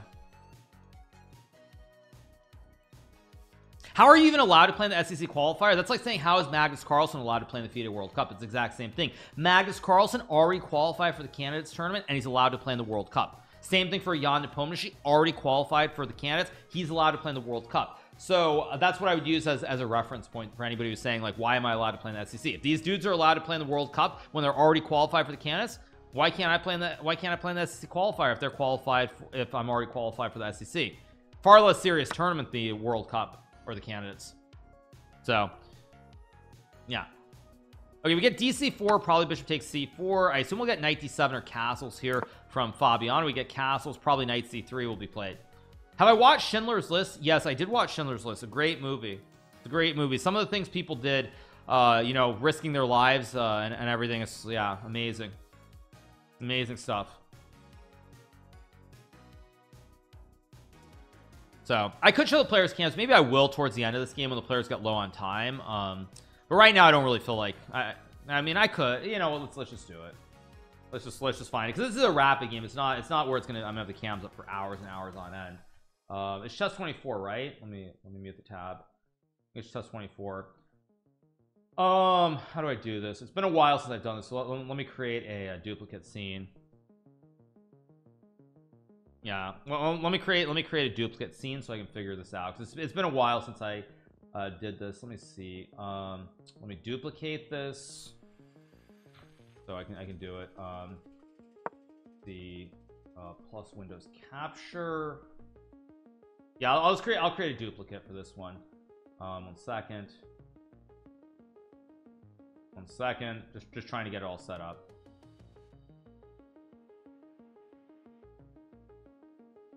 Okay, here are the cams. 1 second. Yeah.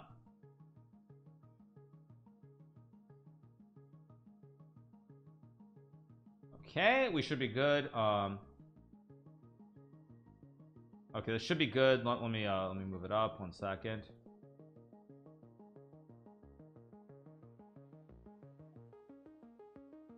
Okay, there we go. All right, that should be good, right? Let me adjust the logo. Let me make the logo a little bit smaller, maybe. There we go. That should be good, right? Does that look pretty good, you guys? I think that's pretty good. You tell me. GG, is that the stream? Oh, there we go. Okay, here we go. All right, let's keep covering the games. Do I still stream games other than chess? Yeah, today I probably won't be doing it, but I'm gonna play Madway pretty soon. So we get a move played by Fabiano. We get castles here. Yeah, see, like I said, it's only if they it's only when they show Fabiano. Yeah. Can I make the World Cup a little bit smaller? I obviously could, but I mean they're not showing the Fabi cam right now, so they're showing the Nurgle cam. So let's see, we have castles here again. I would say this, you guys, I have looked into it as far as fair use goes, and like unless you're literally doing it for like 5-6 hours, fair use is in play. I have spoken to some people about it, like legally, so just to be very clear. So let's see what we get here. Like, it's one thing to leave up a cam for 6 hours, that's one thing, but it's a little bit different in this case. Why am I playing this chess game? I thought you're an only up streamer. Yeah, I mean, I'm gonna play Madway, not today, because actually I forgot to change my the frame rate up. I need to change the frame rate up in order to play, because otherwise it's gonna look like terrible on stream. So I'm not gonna play it today, but I think like this week I'm gonna play Madway. Madden, I have not played Madden since college. I played Madden in college a lot, actually. That's what I was doing. Instead of actually being a good boy and studying, I played a lot of Madden back then. I played Madden on controller and PC. I played both. They stopped having Madden on PC around, I want to say like 2006 2007 maybe. Maybe it was 2005 actually, but yeah, I played a lot of Madden back in the day. So okay, we have c5 here. To me, as I look at the position, I feel like Fabiano has completely equalized. Fabiano feels like he's completely equalized. So I like Fabiano's position a lot.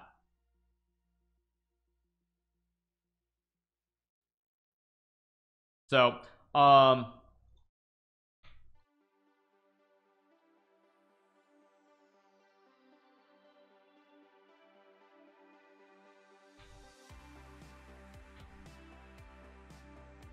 yeah, Fabi pushing all 4 pawns. Yes, Fabi is pushing pawns. He is pushing P, correct. Yes. Do I play any other sport except chess? I played tennis growing up, took a lot of lessons. Yeah, this game's gonna be very slow, by the way. I think we're gonna get a very slow game. Nurgle's game, as I said before, all very standard stuff so far. Very, very standard. Professor Hikaru from July 12th coming to YouTube had audio turned off during the game. Professor Hikaru from July 12th coming to YouTube. I don't know what you mean by that, actually. I don't know what you guys mean by that, but anyway, yeah. Have I been playing any tennis lately? No, I haven't played tennis lately. The problem with tennis is that it's very hard. That's the problem. Like, unless you have someone who's around the same level, it's very, very difficult. Oh, the VOD, I mean, it'll probably be on YouTube at some point. Yeah, probably yeah, I think it will be. Yeah, yeah, yeah.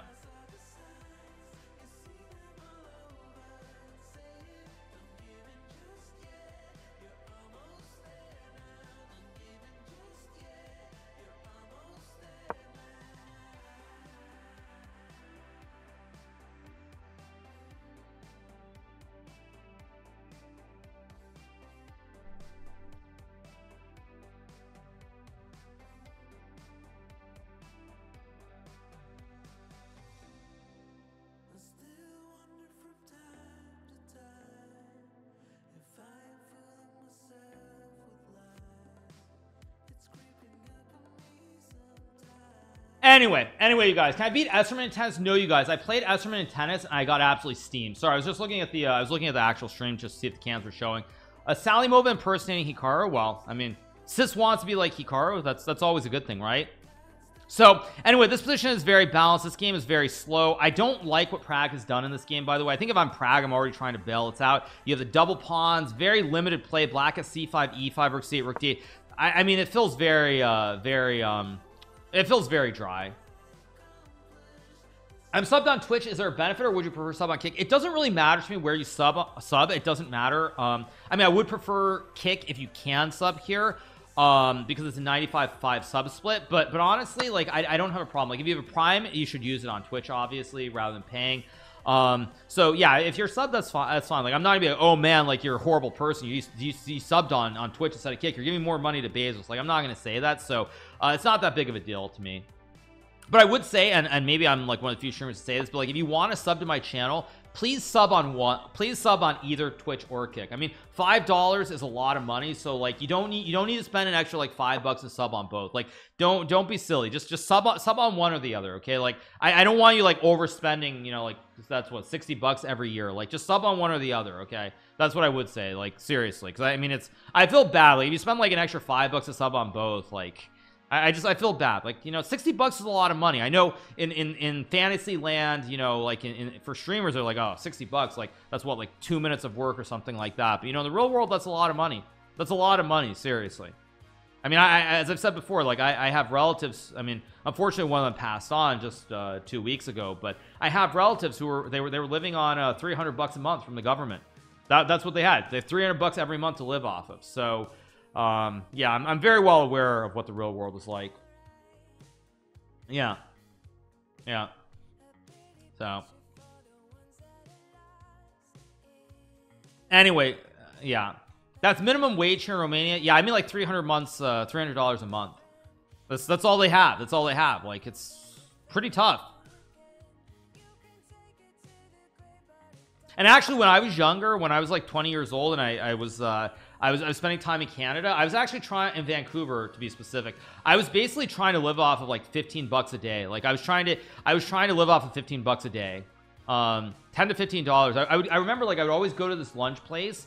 I don't know if there are people from Vancouver watching because it's so early, but there was this pizza place in like Yellowtown. I remember the lunch special was always, it was 2 slices of pizza and like a soda, like Coke, Nestea, whatever it would be, for I think $1.50 Canadian, which at the time was a lot of money because the Canadian dollar was like 1 to 1. So I would always go get that special for lunch every day, just to try and survive. Anyway, all right, let's see what Prague does here. He can play rook c1. He can also go rook d1. Multiple options here. Multiple options. Yeah. Which ceiling do you use to display Sockfish? How much money would that cost to have like a changing ceiling? Like where you have one ceiling, you can click a button with a remote and change it to another ceiling. That would probably cost like a lot of money, right? That probably costs like at least like 100 grand to do. I'm sure like rich people have done it, but like well, probably they've done it because there's probably like a room in some of these really rich people's house where they probably have like they've got the disco floor, right? You have like the disco lights. You flip it and it's the disco lights and the ball and everything, and you flip it back to the normal one when no one's around, right?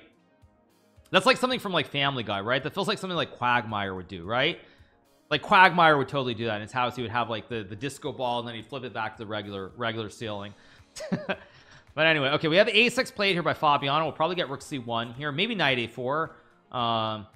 Yeah, Quagmire had the bar, right? He had the bar, giggity giggity. Yes, exactly. Bill Gates' house changes depending on who enters the room. That's a good one also. Okay, rook c1 will probably get like rook a c8 from Fabiano here. I expect rook c8. Yeah. Actually, no, rook c8 might lose the game to knight a4. Wait, something you're losing. There's knight a4, and you have big problems on these two files. Yeah, not so easy. SEC is the speed chess championship, you guys. That's what it is. Yeah. Yeah.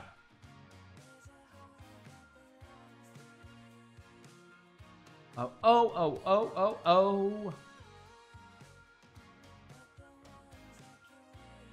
So Fabi's thinking here again, very slow game, very slow, not a whole lot happening.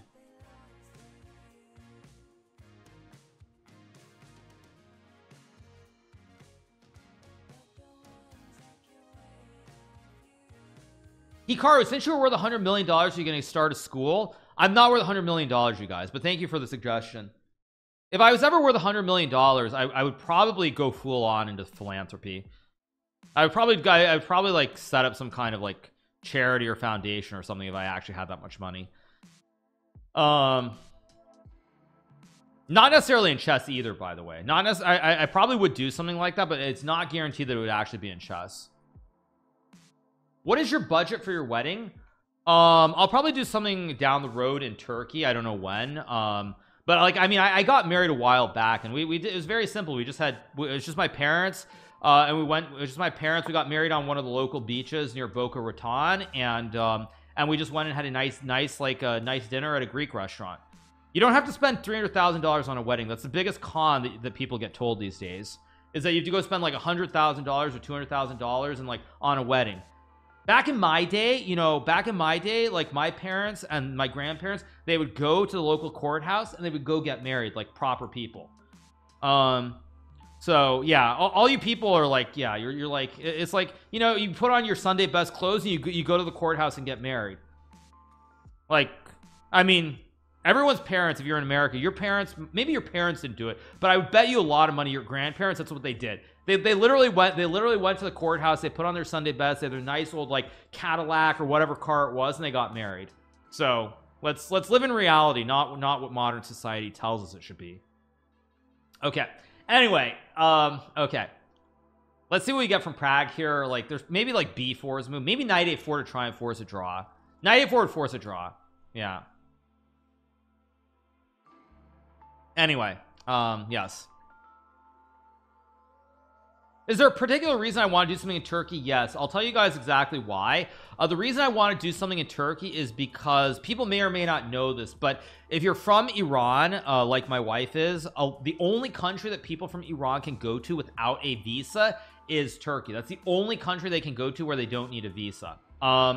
So that's what makes it very difficult. I would also say I have plenty of experience with this, because not to kind of speak poorly about my stepfather, but my stepfather has been living in the United States of America since I believe 1972 or 71. He's been living in America for 50 plus years now, and he is still on a green card. He never got a US passport. So when I was growing up and traveling around the world with him, going to tournaments, he always had to get a visa. In fact, even with Norway chess, the tournament that happened in May or June of this year, he had to go to the Norway embassy and get a visa. So he had to ask the organizers to give him a letter so he could get a visa to go to Norway. So it's a topic that I'm unfortunately very familiar with because of my stepfather, who's from Sri Lanka, which, I mean, whether you want to say it's a third world country, whatever not, or whatnot, he had to get a visa. So yeah, so that's the reason for anybody who's wondering. Okay, let's watch the games. Let's keep going. Yeah. Yes. He's dedicated. No, but it's a big problem, you guys, because when your flight gets canceled, like as an American citizen, like I can go through Germany or Switzerland or wherever it can be, but he can't go through anywhere. So it's like, you know, if a flight gets canceled, when I was younger and we were flying, if a flight gets canceled, he has to basically, there are like 1 or 2 countries that he can go through. He like literally can't go through a lot of countries. So it's like when a flight gets canceled, it's like, well, you can't route through Germany, or you can't route through like, you can't route through like, I'm trying to think of a country like the UK, for example. So it's actually like, it's something that I'm very familiar with, unfortunately. It's like the travel agent's like, well, can you go through here? It's like, oh wait, no, it's Sri Lankan passport, no, it doesn't have a visa. Then it's like there are only like 4 or 5 countries you can go through. So yeah, anyway, yeah. So back to the chess, waiting for a move from Prague here. Prague is still thinking. I think b4, computer likes g4. I don't expect g4. Yeah, knight f3 or knight a4 were 2 moves that made a lot of sense. Visa free transit is at all international airports. Maybe now it is. Maybe now it's possible. When I was younger, it definitely was not. Like even on transit, you had to have something. Why am I not coming to Iran? People are cool with Americans. Well, my wife kind of can't go back to Iran. That's kind of a slight problem. She can't go back. Like I don't want to make this a political stream or anything, but she can't go back because the Chess Federation made a huge deal out of her not wearing the hijab. So like she can't risk going back because she could get thrown in jail. So yeah, like obviously. Yeah, it's pretty insane, isn't it? The stuff that like Iranians have to deal with. Yeah, it's insane. Like I mean, as you know, for us Americans, like that's why a lot of times when I hear people, I'll just use the word because it's not a big deal, but when I hear people bitching about all sorts of different things in America, like I hear it, I'm just like, you know, Americans are so freaking ungrateful and unaware of what the real world is like. I mean, I hear people like complaining about so many different things, and like it does infuriate me sometimes that, you know, we as Americans, we kind of forget just how fortunate we are with so many different things. Yeah, maybe that's why Ali Reza changed. Well, Ali Reza is a man, so it's kind of different. As a male, it's much different. Basically, I mean, none of the rules apply to men because men don't have to wear hijabs. So anyway. Yeah, back to the chess hooks. I don't want to make this too weird. We're waiting for a move here. Yeah.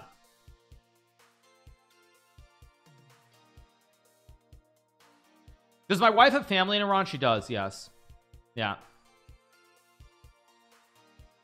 So okay, let's see what we get from Fabiano. Ali Reza can play Israelis. Actually, like, to keep it on the top for one second, you know, one of the great tragedies of the FIDE World Cup is there was an Iranian player, I think I forget his name, but there was an Iranian player who represents Iran who went to the World Cup, and in the first round he was playing against the Hungarian player Burkesh, and he was an underdog and he did actually end up losing the match. But if he had won his first match against Burkesh, he would have been paired against Boris Gelfand from Israel in round 2, and he would have had to forfeit the match. So like there was an Iranian player who went to play the World Cup, and I can't think of any worse situation in chess where you go to play the FIDE World Cup and like you lose no matter what. If you win the first match, you can't play the second match. Obviously, if you lose in the first match, you're unhappy anyway, but you're going there knowing that like you're screwed. Like you're going there knowing that even if you win your match in the first round, you're gonna have to forfeit the second match. So it's like, I mean, that is something that I think is really, in my opinion, one of the worst possible things. But why? Because the Iranian government doesn't acknowledge Israel as a country, so none of their players can play against the Israelis. That's why. Yeah, like if they play against the Israelis, they're probably gonna get banned from the country too. If they go and they play an Israeli in a tournament, they'll probably get thrown in jail. No joke. Actually, I'm being serious. Like they'll probably get thrown in jail if they or they risk getting thrown in jail for playing against the Israeli. Yeah, it's insane. That's why when I hear about things, it's like people in America, like, we're complaining about all these things, and it's like, I mean, you're not going to get thrown in jail. I mean, you don't risk like losing your actual true freedom ever. I mean, unless you commit crimes, obviously. But yeah, it's like, can you imagine as like an American, it's like I get told by the government that if I go and play against like a Russian player, for example, like if I play against a Russian player, like I'm gonna get thrown in jail. Like I'm gonna risk getting thrown in jail for playing chess against a player from Russia or like wherever, like Africa or whatever. Like, I mean, it's insane. It's insane. So yeah. All right. Fabiano is thinking here. Let's see what we get from him. There's bishop d3, maybe knight d3, multiple options. Many options. So yeah.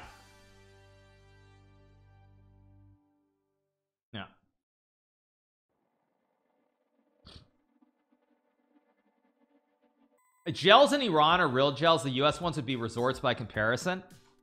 Okay, dude. Okay. Anyway, I think we're gonna get a draw here. I think we're probably gonna get a bishop d3. You mean they're gonna be like white collar federal pound me in the something prisons. That's what you mean? It's gonna be like it's like it's gonna be different than federal pound me in the ass prison. Anyway, let's see what we get here. Do we have bishop d3? We don't. We have king f8 being played by Fabiano here. Oh, come on, you guys haven't watched Office Space? You guys have not watched Office Space? Oh man, such uneducated people, such uneducated people. Come on, you guys, you don't get the quote. Uncultured swine. Okay, so we have king f8 played here by Fabiano. We're waiting for a move here. Let's see what Prague does.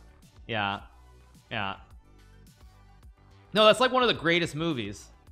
Office Space predates chat by about 15 years. Maybe it does, but anyway, yes. Okay, so Fabi's king f8 was apparently a mistake of 95, and suddenly the computer likes white's position here. I'm not really sure. Yeah, the Michael Bolton, the Michael Bolton ones are really good too. When they have the two guys come in and they're like, and they start talking about, and they're like, you must be a big fan of Michael Bolton, right? You like, what's your favorite song? And it's like, his stuff is all okay. Like, yeah. You couldn't hear it? I mean, I can up the volume. I can up the, I can up it, but yeah.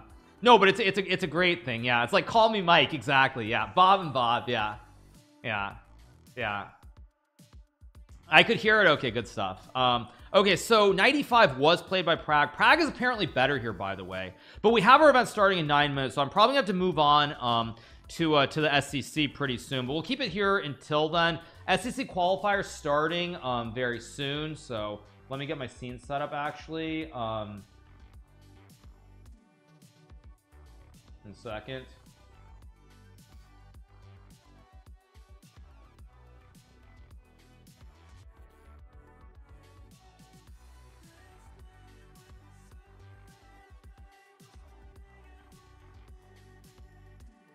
Sorry, just making sure I get this set up. Now there we go.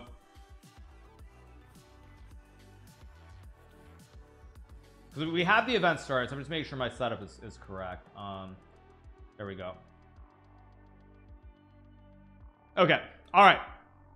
No big hitters in the SEC qualifier. We'll see. Prague has been pretty good. What Prague has done, you know, Prague, he played a very solid tournament, but what Prague has done in the last the last couple of games against Fabiano specifically, is he has controlled his nerves extremely well, and that actually to me has been more impressive than anything else I've seen from him in recent history. Like his nerves, the way he's kept it together at critical moments has been world class. It's been world class. Salimova is in trouble. Salimova, oh no, she's down a juicer. See, the problem with this variation is that you know, the bro Hikaru plays this a lot, and so does Nepo, is that basically you sacrifice a pawn, and you sacrifice a pawn, and your argument is that the pawn can always be, you can defend against the pawn, but it looks like Salimova traded the rooks here. Yeah, she's probably just gonna lose this game because now she's just down a pawn in an endgame. All the minors are on the board, but I think this pawn is worth more. I think this pawn is gonna lead to a win for Gorachkina. So let's get back to Fabiano's game. Still waiting for a move here. Fabiano is a scary player to go against, but Prague is scary. Well, it's not about being scary. It's that Prague has been under pressure every game in the match so far. He was under a lot of pressure in game 1, under a fair amount of pressure in game 2. Both classical games he could have lost. Under a lot of pressure, if not outright losing in this first rapid game, but he kept it together. So his nerves have been really good. And the thing about the candidates that's different than any other tournament in the world is there's much more pressure in the event. But then secondly, besides pressure, you're going to get bad positions, and whether you can draw and not lose when you're under a lot of pressure is going to be the difference between competing to win the candidates tournament and finishing in the middle of the field. Yeah, that's the difference. So it is what it is, as we say.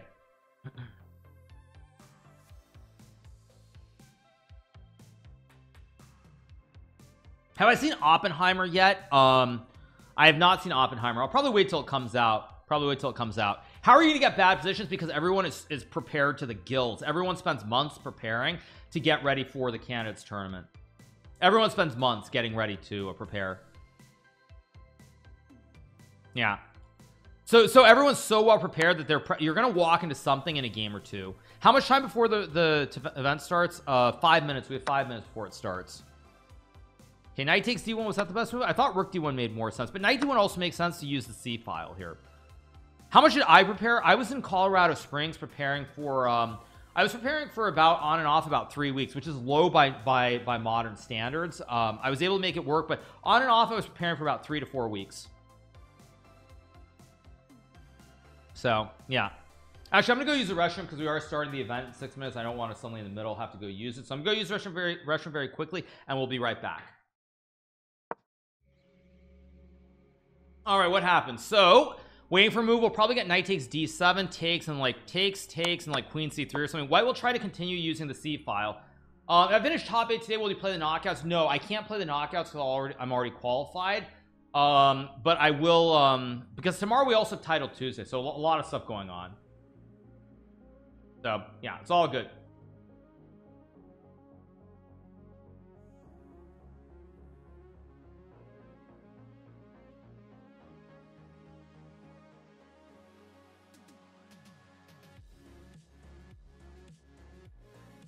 All right, in the meantime you guys, is Prague rocking back and forth to Shag? This is actually, this is what I was referring to. When Prague is rocking back and forth, I got the sense that I thought he was nervous, which is why I've been so impressed by his play, because when he was rocking back and forth like this, like I remember when I was playing him, there were a couple of moments where I thought he was quite nervous, and I felt like if he's rocking like this and he's that nervous, he won't be able to keep it together. But I think he's just bopping up and down. It's not because he's nervous, he's just bopping.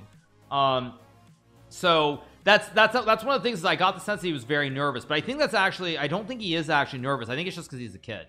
So yeah, soon top of the hour. Yeah, top of the hour will be starting in 3 minutes. So I think I'm gonna take a break from this, and we'll come back shortly. But I'm gonna be playing in the SEC event. So let me adjust this. But we're gonna be starting in 3 minutes. So let me